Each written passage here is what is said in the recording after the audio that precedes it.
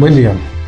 El autoritarismo competitivo es un concepto establecido por Steven Levitsky y Lucan White que se refiere a un tipo de régimen híbrido que no es ni democrático ni tampoco es un autoritarismo pleno.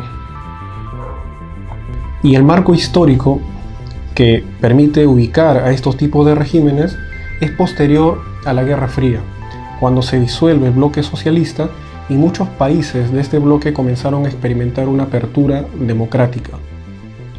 De manera internacional, en América Latina también podemos hallar esa transición hacia la democracia, en la que muchas experiencias revolucionarias van a ser abandonadas y muchos gobiernos fascistas o dictaduras de derecha también van a ser abandonadas para dar paso hacia regímenes aparentemente democráticos.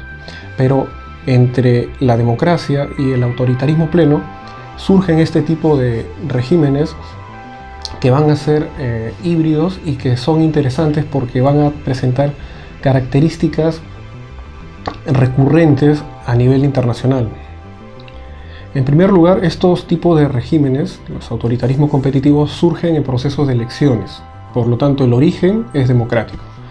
Pero a lo largo de la existencia de este régimen va a haber una violación sistemática de las instituciones democráticas para favorecer al gobierno, a la élite que gobierna, a la cúpula y a la red de corrupción que se va a formar alrededor. Principalmente las instituciones de las elecciones y el de las libertades civiles van a ser trastocadas. Se le llama autoritarismo competitivo porque permite cierta participación de la oposición en proceso de elecciones y fuera de ellas, a partir de las libertades civiles como la libertad de expresión, de manifestación, de organización. Pero las limita o las condiciona de tal manera de que estas dos instituciones democráticas, las elecciones y las libertades civiles, no atenten con el funcionamiento del régimen. Que la oposición no se convierta en una oposición real, efectiva, con capacidad de negociar o comunicarse con el régimen en un escenario de debate o lucha de ideas. Por lo tanto, permite la oposición, pero en condiciones de desventaja para esta oposición. Adicionalmente, el autoritarismo competitivo, los regímenes de este tipo de corte, van a crear reglas e instituciones informales que van a estar lindando con la corrupción. Por ejemplo, en el caso de los procesos de elecciones, van a haber procesos de cooptación, van a haber actos de sabotaje, extorsión o compra de votos para que pueda beneficiarse al régimen y a la transición dentro de la misma sucesión política que el régimen espera. Por lo tanto, se permiten las elecciones, pero en condiciones deterioradas. Se permiten las libertades civiles en condiciones deterioradas. Se despliega una red enorme de prebendas, de favoritismos y de corrupción. La sucesión política es un asunto delicado para estos tipos de regímenes. La sucesión política implica la garantía de que el poder judicial o las instituciones que supervisan al Ejecutivo no puedan hacer las investigaciones adecuadas de la corrupción existente.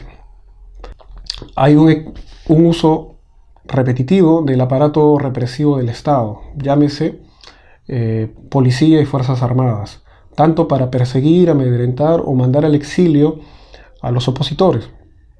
Y finalmente hay un bloqueo sistemático de la prensa independiente. La prensa existe, pero va a ser deteriorada permanentemente. Y las investigaciones fiscales van a ser limitadas. En el caso peruano, el caso de Fujimori, que es definido por Steven Levitsky y Lucan White como un tipo de régimen de autoritarismo competitivo, necesitaba sobornar y extorsionar el aparato de justicia para poder sobrevivir. Estos tipos de regímenes, que se tiene un inventario bien extenso, en América Latina podría tomarse como referencia al menos dos gobiernos muy conocidos y que sirven de un ejemplo paradigmático. primero de ellos es el gobierno de Alberto Fujimori, principalmente desde el 92, o sea, el autogolpe, hasta el año 2000, y el primer y segundo gobierno de Hugo Chávez. Estos gobiernos, por lo general, van a poner las instituciones democráticas en riesgo, sin liquidarlas y sin eliminarlas, como en un autoritarismo pleno, o como una autocracia como la que existe en Cuba, en la que no hay proceso de elecciones, hay un partido único. El autoritarismo competitivo tiene 4 arenas de confrontación y lucha. La primera es la arena electoral, en la que permite la participación de la oposición o de los otros partidos, pero en condiciones desfavorables. La segunda arena es la arena legislativa, en la que necesita que exista un poder legislativo, pero debilitado o sometido a las presiones del Ejecutivo. La arena judicial es una tercera arena de confrontación política en la que se necesita judicializar los procesos políticos, para lo cual se necesitan jueces adeptos al régimen, instituciones que brinden esa presión hacia las oposiciones. Y finalmente, los medios de comunicación. Se permite la existencia de medios de comunicación, pero deteriorándose la capacidad de investigación de estos.